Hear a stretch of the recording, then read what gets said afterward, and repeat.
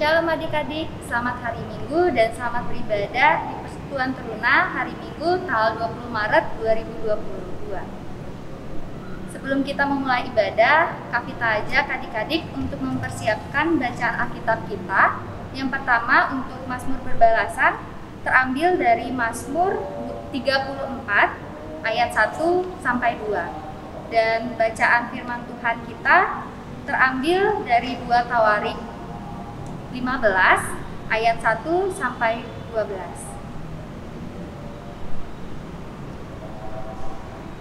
Baik adik-adik, apabila sudah dipersiapkan bacaan Alkitabnya, maka kita akan ajak adik-adik untuk bersaat teduh terlebih dahulu.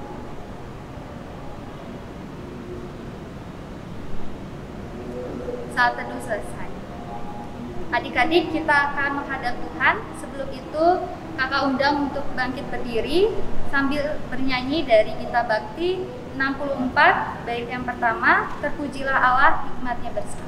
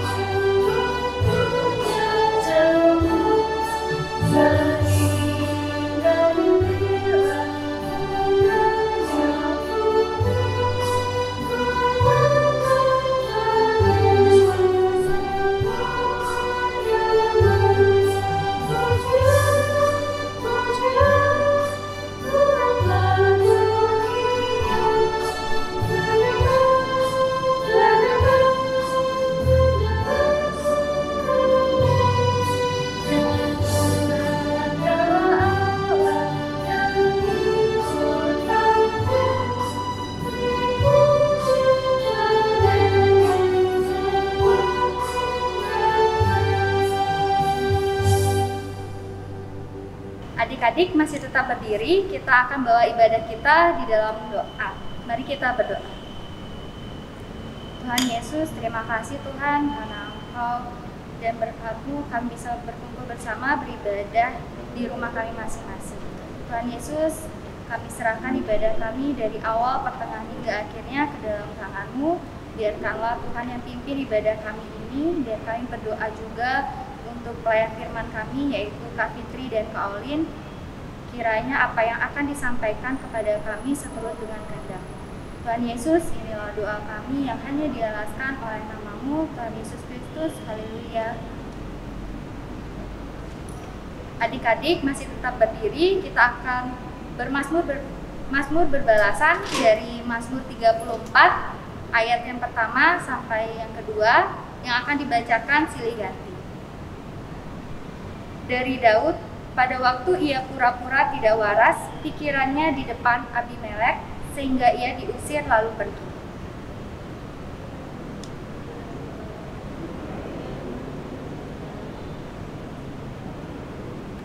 Baik adik-adik, kakak persilakan untuk duduk. Kita akan menyambut firman Tuhan dengan bernyanyi dari Kidung Jemaat 50A, bait yang pertama dan yang keempat, Sabdamu Abadi.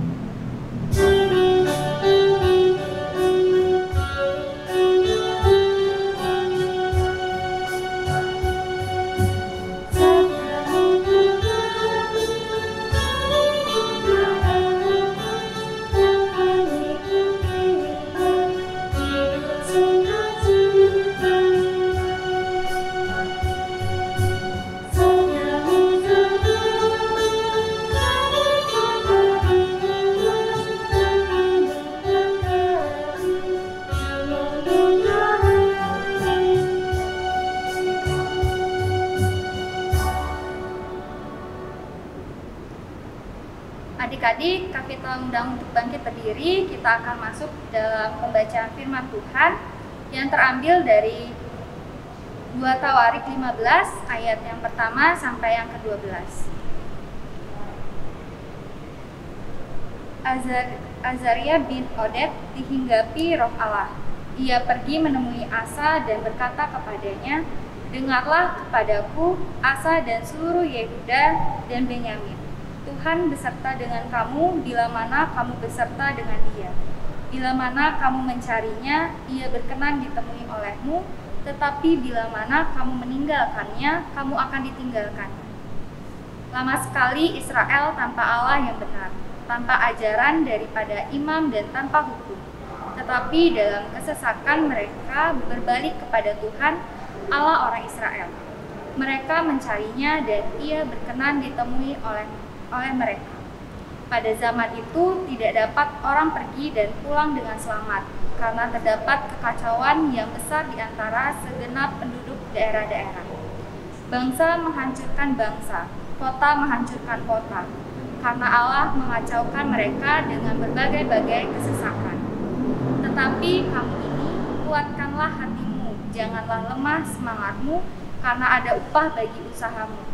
Ketika Asa mendengar perkataan nubuat yang diucapkan oleh Nabi Azaria bin Oded itu, ia menguatkan hatinya dan menyingkirkan dewa-dewa kejijikan dari seluruh tanah Yehuda dan Benyamin dan dari kota-kota yang direbutnya di pegunungan Efraim.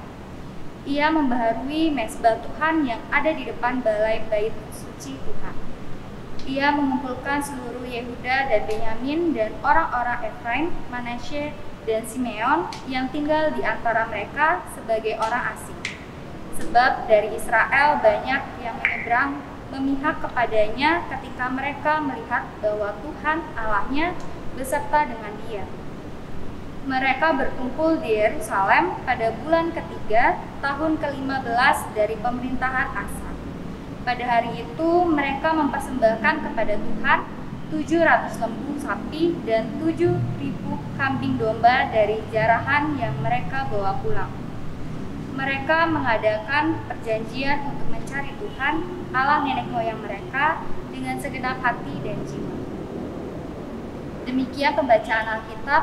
Haleluya. Adik-adik dipersilahkan duduk kembali. Kita akan mendengarkan firman Tuhan. Sebelum itu kita pisah kelas. Untuk kelas EK akan bersama dengan Kaolin dan untuk kelas Dwi akan bersama Kak Fitri. Shalom Sobat Runa, selamat hari Minggu adik-adik sekalian. Terkhusus adik-adik yang di kelas EK, bertemu kembali di Minggu pagi hari ini dengan Kaolin. Kita akan bersama-sama belajar akan kebenaran firman Tuhan, di mana hari ini kita akan belajar firman Tuhan dari Perjanjian Lama, dari kitab 2 Tawarikh, pasalnya yang ke-15, ayat pertama hingga ayat yang ke-12. Adik-adik, hari ini kita akan belajar kisah dari seorang raja yang bernama Raja Asa. Ia adalah seorang raja ketiga dari kerajaan Yehuda.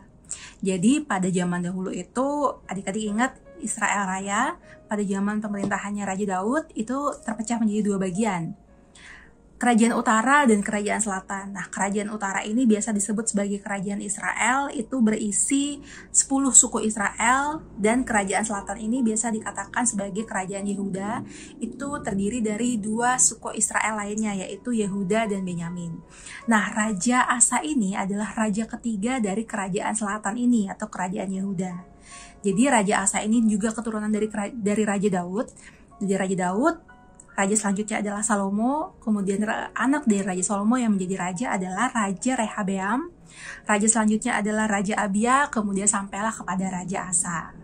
Nah, pada saat itu adik-adik, pada zaman pemerintahannya Raja Asa, itu kerajaan Yehuda ini hidup jauh dari Allah.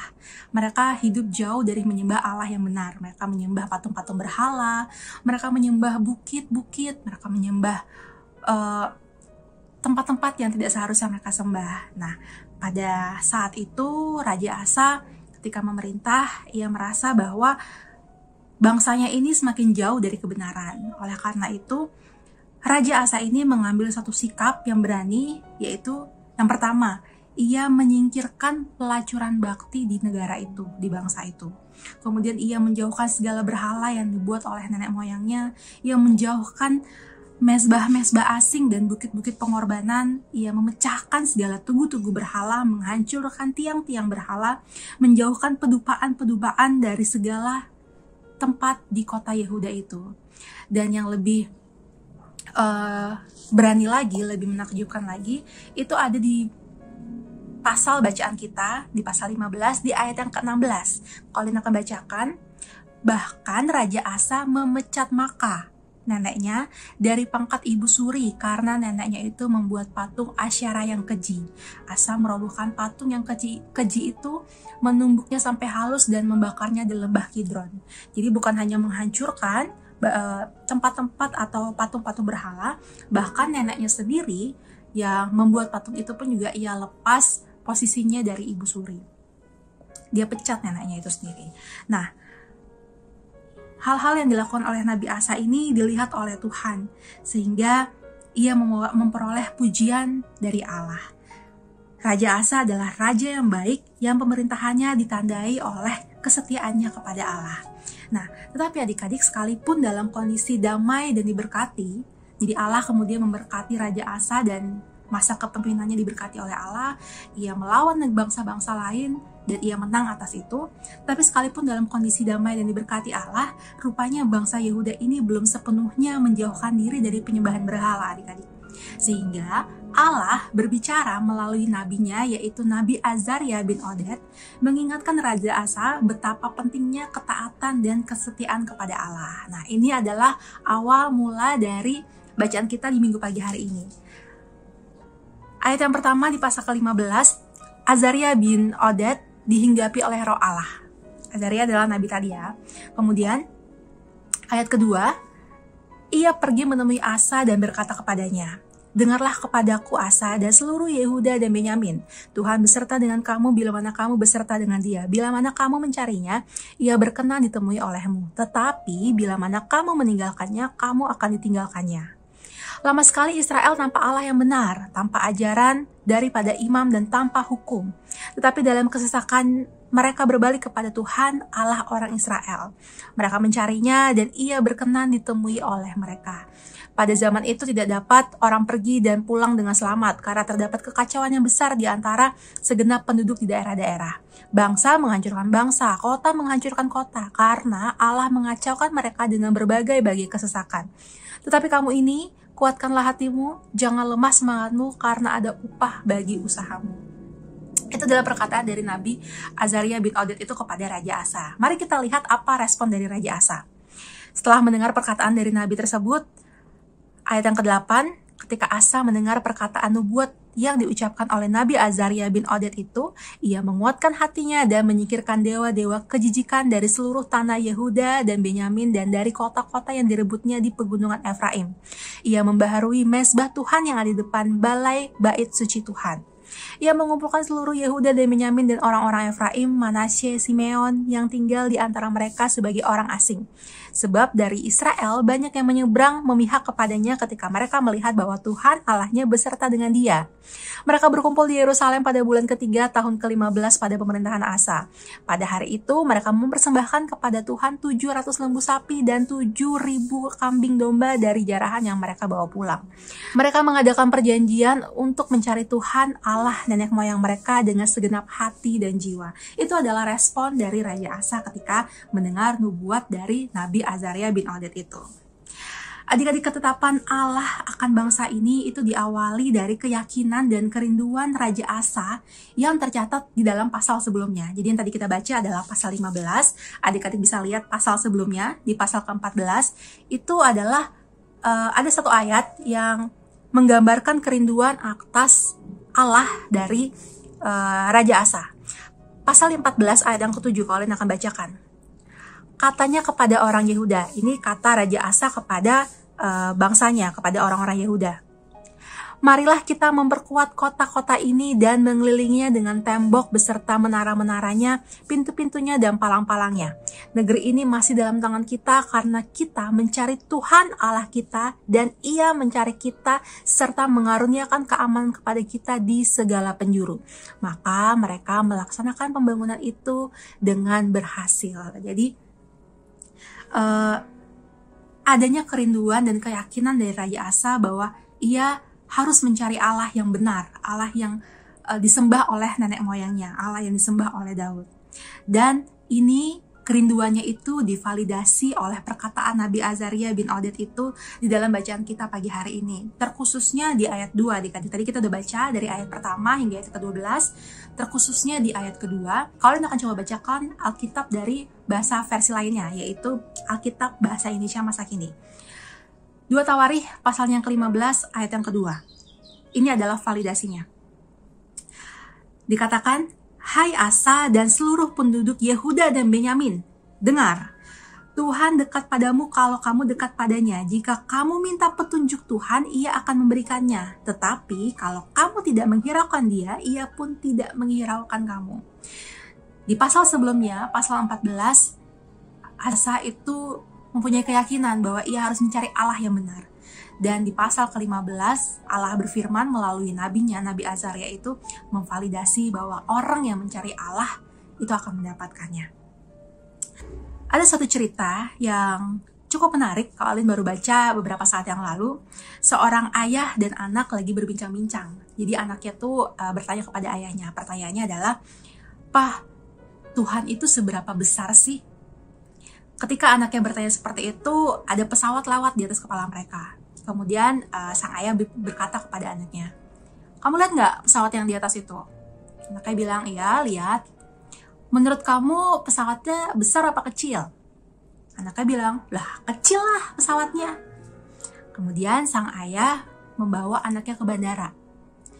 Sampai di airport, sampai di bandara, mereka ke tempat parkiran pesawat, dan ayahnya bertanya kepada anaknya, "Nah, kalau yang ini, menurut kamu pesawatnya besar atau kecil?" Anaknya bilang, "Wah, ini mah besar banget, Pak." Hal yang serupa juga bisa kita gambarkan tentang Allah, adik-adik. Besar atau kecilnya Allah di mata kita itu tergantung bagaimana kita dekat atau jauh daripada Allah.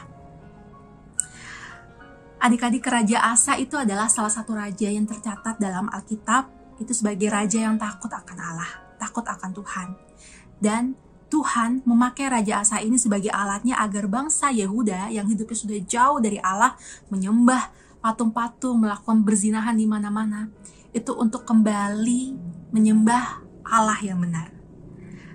Raja Asa dipakai oleh Allah bukan hanya untuk mengubah isi istana aja, atau mengubah diri Raja Asa saja, tapi Allah menggunakan Raja Asa untuk mengubah bangsa secara keseluruhan.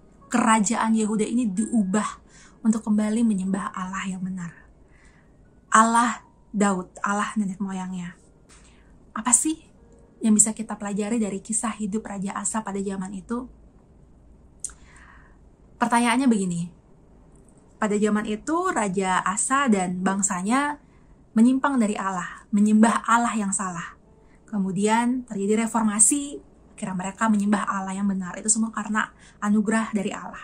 Bagaimana dengan kita, adik-adik? Apakah saat ini kita sudah menyembah Allah yang benar? Jawabannya, ya, kita sudah menyembah Allah yang benar. Kita menyembah Yesus Kristus sebagai satu-satunya Tuhan dan Juru Selamat kita. Kita percayakan hal itu. Tapi apakah penyembahan kita sudah benar, adik-adik? Apakah kita sudah melakukan hal-hal yang membuat kita setia kepada Allah? Atau kita masih terjebak dalam hal-hal yang harusnya tidak kita lakukan? Ketika kita sudah mempunyai keterikatan dengan Allah, kita sudah mempunyai hubungan yang pribadi yang dekat dengan Allah, kita bangun chemistry yang akrab dengan Allah, maka penyembahan kita bukanlah penyembahan yang hanya berdasarkan ritual keagamaan saja.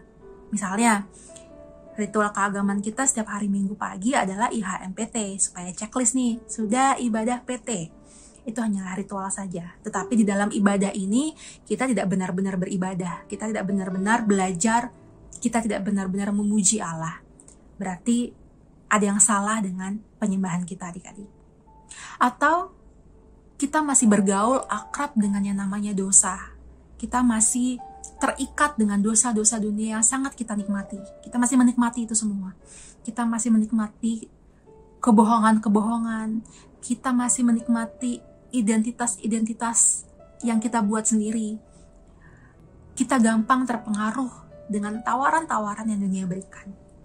Ketika kita masih mudah terombang-ambing di dunia ini, adik-adik, itu mari kita cek masing-masing Apakah kita sudah benar-benar reformasi? Kita sudah benar-benar berbalik untuk menyembah dan melakukan penyembahan yang benar kepada Allah.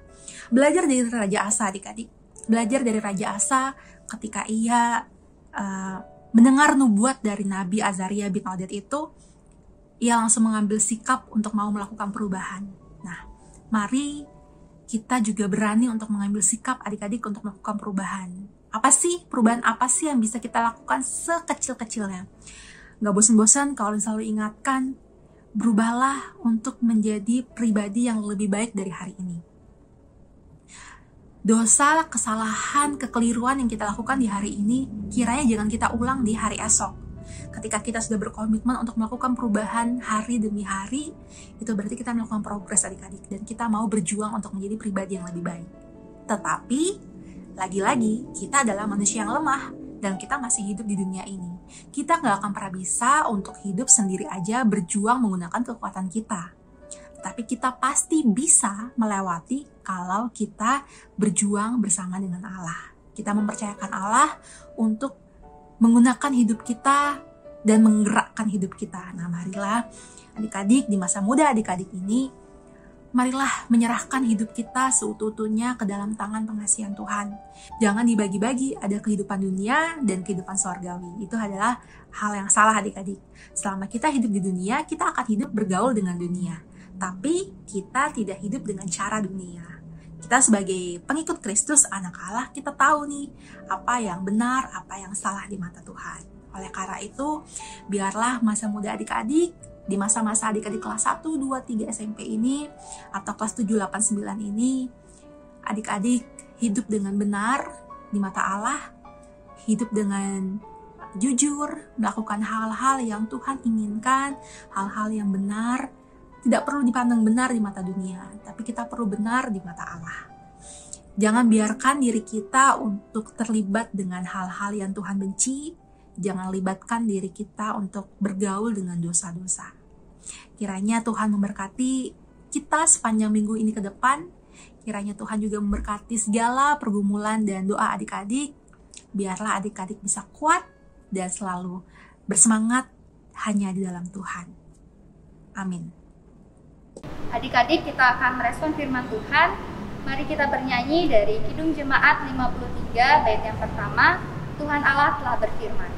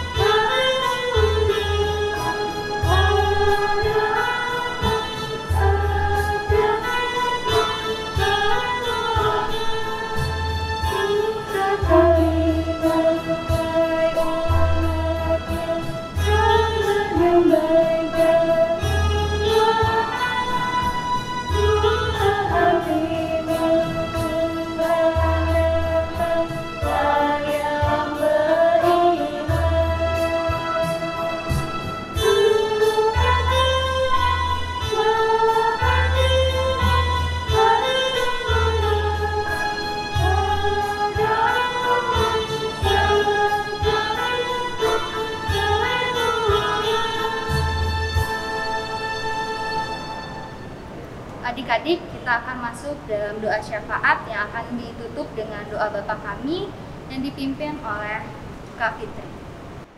Baiklah adik-adik, kita akan masuk dalam doa syafaat kita pada pagi hari ini. Mari kita satukan hati, tundukkan kepala di hadapan Tuhan, kita berdoa. Ya Tuhan, Allah Bapa kami yang bertata dalam kerajaan surga, Bapa yang kami panggil dalam nama anak-Mu Yesus Kristus Tuhan kami datang kepadamu Tuhan, menaikkan ungkapan syukur hati kami atas segala kebaikan Tuhan di tengah-tengah kehidupan kami. Terima kasih Tuhan untuk firman-Mu yang boleh kami dengar pada hari ini. Biarlah firman yang boleh kami dengar tidak lalu begitu saja, melainkan mendapat tempat dalam hati dan pikiran kami, serta dapat kami lakukan dalam kehidupan kami hari lepas hari. Ya Tuhan, Allah Bapa kami, pada kesempatan ini kami mau bersatu hati berdoa bagi bangsa dan negara kami. Kiranya berkenan Tuhan memberkati bangsa kami, Bapak Presiden serta segenap jajaran pemerintahan yang boleh Tuhan percayakan. Kiranya hikmat dan kebijaksanaan yang daripada Tuhan senantiasa menyertai dalam setiap tugas dan tanggung jawab yang dilakukan bagi bangsa ini. Berkati Pulau Bali tempat kami tinggal ya Tuhan, dijauhkan dari segala macam bencana, musibah atau apapun itu ya Tuhan. Semua yang baik dari Tuhan kiranya bagi Pulau Bali. Kami juga mau berdoa bagi gereja kami GPIB, terlebih khusus GPIB Maranatha Denpasar. Berkenan Tuhan kiranya memberkati setiap segenap pelaksana harian majelis jemaat, komisi-komisi, pengurus penangkelkat, biarlah roh hikmat yang daripada Tuhan juga memberkati mereka dalam menjalankan tugas dan panggilan yang sudah Tuhan percayakan. Kami juga mau berdoa bagi orang tua kami. Berkenan kiranya Tuhan memberkati orang tua kami, memberikan orang tua kami kesehatan, kekuatan, berkat, serta roh hikmat yang daripada Tuhan bagi orang tua kami dalam mereka mendidik dan membesarkan kami sebagai anak-anak yang Tuhan boleh percayakan dalam kehidupan mereka sebagai orang tua.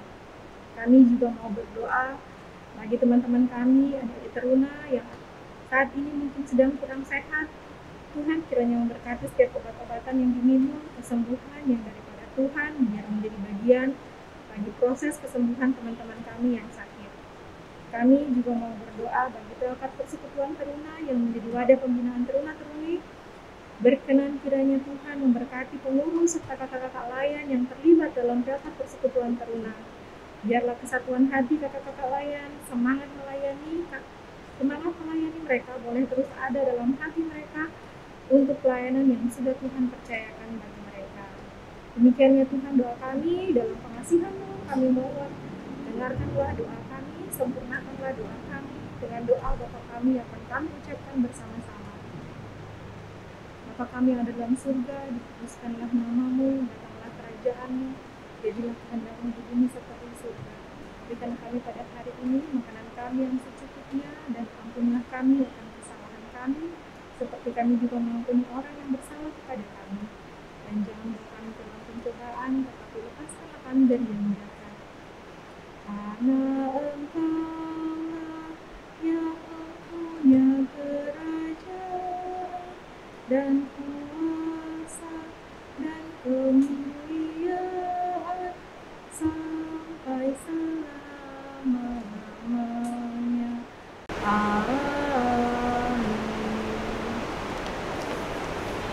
Baik adik-adik, kita akan memberikan persembahan kita dengan bernyanyi dari Kitab Bakti 86, bait yang pertama dan yang ketiga, Aku Bersyukur.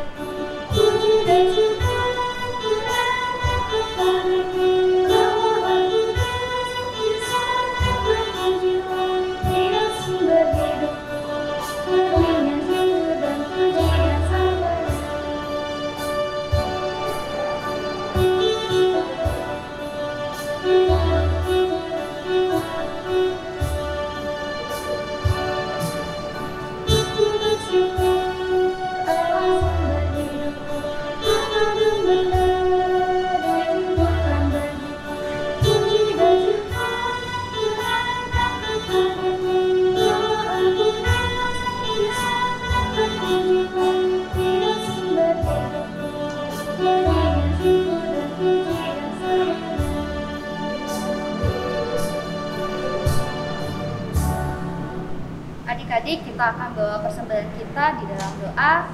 Mari kita berdoa. Tuhan Yesus, baru saja kami memberikan persembahan Tuhan sebagai ungkapan syukur kami atas berkat yang Engkau telah berikan. Tuhan Yesus, kiranya Engkau berkati persembahan ini dan tangan-tangan yang telah memberikan persembahan ini, sehingga persembahan ini dapat berguna bagi pelebaran kerajaan-Mu dan bagi orang-orang banyak. Ya Tuhan Yesus, inilah doa kami yang hanya di atas nama-Mu. Haleluya. Adik-adik tetap berdiri, kita akan masuk dalam pengutusan. Kita akan bernyanyi dari Kidung Keesaan 129, Ku Beroleh Berkat.